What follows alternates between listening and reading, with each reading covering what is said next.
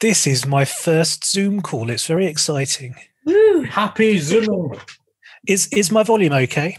Yeah, your volume's fine. Is ours? Yeah, perfect. Are you using your telephone voice? Just pronouncing all of the syllables and letters and words. Didn't realise I did that. I don't even do that when I talk to customers usually. You don't usually talk on the telephone. Yeah. It's okay. You don't need to use your telephone voice. I've got my special headphones on. These have a built-in Scottish to English translation device. Oh, that's handy.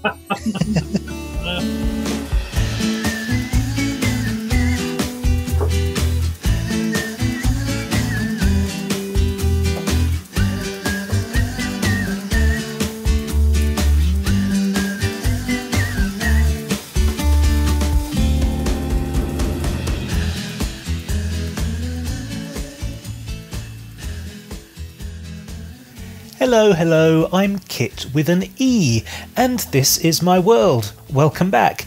If you're new around here, this episode is a slight departure from my normal format, because I'm doing something a little bit special. I'm popping my cherry. Actually, I'm popping multiple cherries because I'm going to be discussing Every Heart a Doorway by Seanan McGuire, a celebrated and multi-award winning novelist. This book pops many cherries for me because it's my first YA novel, at least the first that I'm aware of having read, and it's also the first to consciously include representation. At this point, I must stop to wave my flag. It's small, but very, very important to me. And also, size doesn't matter. Let's make that a meme. So, despite being a lifelong member of the LGBTQ+ community, this was, to my very great surprise, my first consciously LGBT book. So, as you can imagine, I was very excited to plug that gap. But this book is also my first buddy read. I read it with Amy from BookTube with Simon and Amy, and naturally we arranged a Zoom call to discuss our findings. And it was my first Zoom call, and it was also the first time I'd actually spoken with Simon and Amy in a non-text-based way.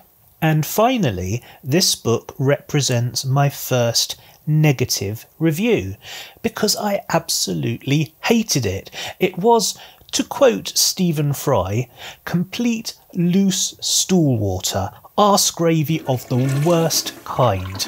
I thought it was terrible. I was both disappointed and insulted by it, and yet this is a celebrated and award-winning novel. So this will also be my first controversial review. So you see, this episode really is full of firsts, and I'll be showing you the highlights from mine and Amy's Zoom call in just a moment. But first, I'll give a very quick spoiler warning, because neither Amy or myself made any effort during the discussion to hide potential spoilers, so if you watch the rest of this video, you won't need to read the book. You're welcome. So without further ado, and with the power of sorcery, I bring you the Zoom call. So, what did you think of the book? I'm not going to tell you yet. Right, okay. I've got my reasons. I want to hear what you think of the book first before I contaminate anything. I'm so frightened of getting inside your head and messing up your whole experience, because I get the feeling that you really like this and you might be continuing with this author. No. Oh no! Oh no, my plans are ruined. I fucking hated it. I absolutely hated it. I thought it was mince. See, I thought we were going to have a contrasting review where we could have an argument where you'd say you loved it and then I'd say I hated it. But we're in agreement. No. I felt like it had some redeeming qualities. It wasn't totally awful, but it's no something I'll continue. I like the fact that from our emailing back and forth, you seem to have got the impression that because I read it so quickly, it's because I was enjoying it. And it was the exact opposite. I just couldn't wait to get it over with. I can get it finished. No, that's fair enough. I felt like I was less interested in what was actually happening in the story and was more interested in these other worlds. Like, that's what I wanted to know about. Me too. I've got pages and pages of notes here, and a lot of it is about the fact that if those worlds had actually been developed in any way at all, that would have been something interesting to write about. But they were so two-dimensional and bland and uninspired. They were basically just, well, let's have a Frankenstein world that's ripped off from Mary Shelley. Let's have a Dracula world, and that's it. And the science of the different worlds and the traveling between them is never properly explored or explained. So it's just, it felt like a narrative device and nothing more. And for me, the whole book felt like a checklist. It felt like, let's get a person of color, let's get a person from the LGBTQ plus community, let's get a person who's a trans person. I mean, it was just the whole thing felt like a big excuse to try and tick off all the various things that are popular at the moment and put no thought or imagination into it at all. And on top of all that, I also thought it was really badly written. I was really excited for it because there's quite a lot of people on YouTube that I watch that really rate it and they've really enjoyed it. So it's something that I've wanted to get around to reading for a while, and I expected to love it. And I just, after the first couple of chapters, hated it. It's like, I know. Oh, it was awful. It picked up a little bit. The first couple of chapters, I thought, I'm not going to be able to get through this. It's so bad. And then there was the first murder, and it started to get interesting only because it was a murder mystery, not because it was well done. Is this what it's like? Is this what YA books are like? Is this what representative books are like? Because if this is it, it's terrible. No, I would totally agree. I've read loads of books, loads of YA books, and they do have great representation in them. So when I started reading this, one of the emails that I had sent to you was, great representation. But then as the book went on, it was less about representation, and their sexuality or their gender identity was just their character. And I hate that. Yeah, it wasn't explored. It wasn't explored at all. It was literally, right, we've got a person of colour now, let's kill her off quickly so we don't have to actually write anything that seems to know anything about what that's like. Yep. Because let's face it, she was a person of colour in the sense that she had pigtails and liked origami. I know. That's what made her Japanese. And then if you take Nancy, like majority of Nancy's dialogue, I was reading my notes earlier to Simon, and one of the notes I've written was, if she says, oh, one more time, I'm going to flip. Half of her dialogue was just her going, and the other half was her just going, I didn't want to date you. And it's like, she's in a school where there's maybe like two guys and one character that could maybe identify as a lesbian, but she's had to explain the fact that she's asexual 15 times in a 200-page book. And in such a disingenuous way.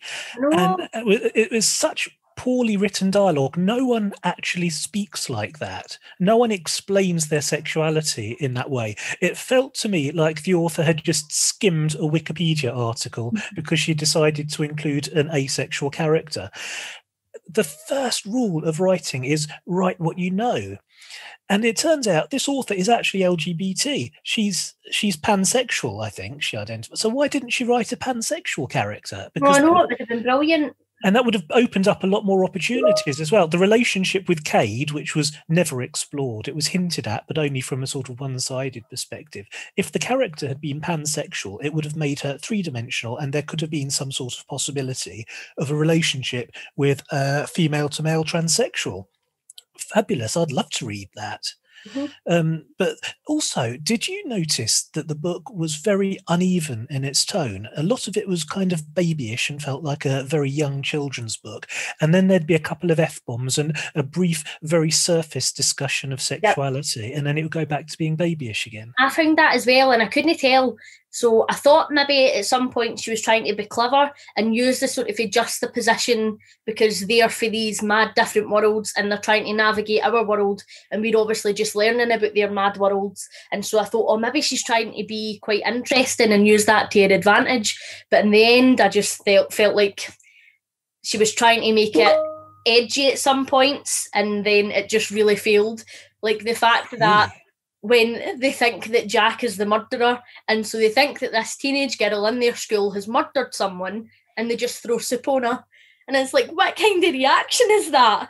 Like, how does that make any sort of sense? This was my first YA fantasy, and I'm so glad that you say it's not representative of what the genre is like, because to me it felt so rushed and uneven and slapdash.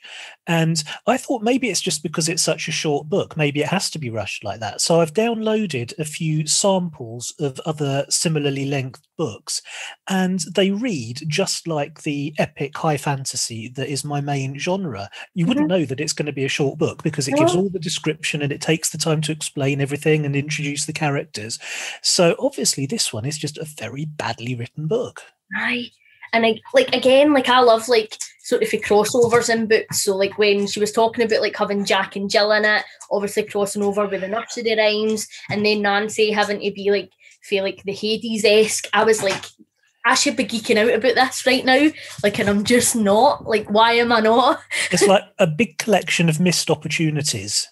I struggle to see how any of the other worlds were relevant to anything, really, because fundamentally what it was a very poorly conceived murder mystery, trying to be a little bit like Agatha Christie, where you've got an enclosed building with a group of suspects, and everyone, it's a whodunit, isn't it? Everyone could be a suspect. But if you're not going to introduce us to the various suspects on the list, other than give us a list of names and a couple of physical descriptions, it makes the entire experience pointless. I didn't even really care about the characters that were dying either, like, which I just think is like the number one error in a book. Like, you should care about the characters, and if you don't care about the characters, it's just a no-go.